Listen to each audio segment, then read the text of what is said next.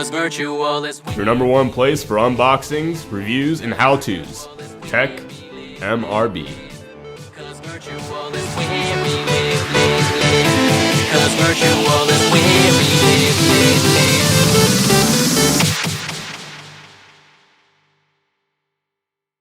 What's up YouTube, Michael Brown here for Tech MRB, and with the OnePlus 2 on the horizon, is the OnePlus One still a valid buy? I've spent a week now with the OnePlus One as my daily driver, and this is what I've got. For me, coming from the Google Nexus 5, which was an outstanding phone for the price, the OnePlus One does it better. The OnePlus One recently got a price drop down to $250 for the 32GB version and $300 for the 64GB version. That's pretty cheap for a phone with flagship specs. What kind of flagship specs? Well, it rivals that of the Galaxy Note 4. The Galaxy Note 4 is running for about $560 on Amazon right now for the 32GB version. You can get pretty much a 64GB Galaxy Note 4 for only $300. So basically you're getting a Galaxy Note 4 minus a few of the features like the S Pen and useless ones like S Voice and whatnot, for about $200 cheaper. So screen glare outside is a minimal, which is awesome. This 1080p IP display is actually beautiful. It's got some really nice viewing angles. Snapdragon 801 chip and 3GB of RAM pretty much fly through any process you're going to throw at it. This is signage in my 12S. I have not moved over to the Oxygen OS yet. That will be a later video. But even signage in my 12S is still running absolutely beautifully on this device.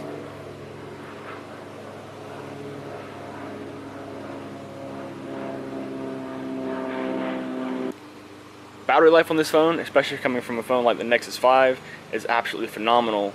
With the Nexus 5, I was used to having to charge my phone 2 or 3 times at least during the day just to keep it alive. But then that's with listening to music and playing games and whatnot while I'm at work. With the OnePlus One, if I charge it during the day, it's honestly just to top it off. This 3,100 mAh battery and the Snapdragon 801 chip are actually phenomenal at managing power. The OnePlus One's also got a pretty killer camera. So these are some shots I took with the camera of the OnePlus One around my school campus. Usually with a budget smartphone like a Nexus, the camera is the first to go. However, that is definitely not the case on the OnePlus One. The camera does not disappoint. Gaming on the OnePlus One is also pretty dang smooth. Again, that Snapdragon 801 chip is pretty much just going to pound away at any process you're going to throw at it.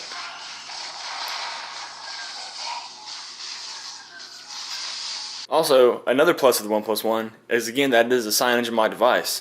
So you're running pretty near stock Android with a slight layer on top of it. But that slight layer gives you hella customization. You could choose between having the stock Android on-screen buttons or OnePlus's capacitive buttons on the bottom, which is what I prefer so I can have that extra screen real estate. OnePlus One's also got some pretty slick gestures on it. With the screen off, if I want to turn my flashlight on, I make a V, and there you go. V it again, and it's off. To turn on the camera, a circle, and the screen comes on. And music gestures work pretty much the same way. However, those I do need to turn off because they mess with my playlist while I'm in the gym, and that's not good. The OnePlus One does come in 2 different build options. If you buy the 32GB version, you get a white soft touch version, much like what you get with the Nexus 5. Or if you buy the 64GB version, you can get a black sandstone finish like I have right here. However, I did put a skin on mine, not because I didn't like the feel of the sandstone, just because I like skins. This is a carbon fiber black and red skin from D brand. So is the OnePlus One still a good buy? Well, if you're the person who has to have the newest and greatest, then you should probably wait for the OnePlus 2. So you can have features like fingerprint scanning, 4GB of RAM, and a Snapdragon 810 processor. But if you're someone who's on more of a budget like us here at Tech MRB who are college students, then the OnePlus One at $300 for 64 gigs, it's a killer deal.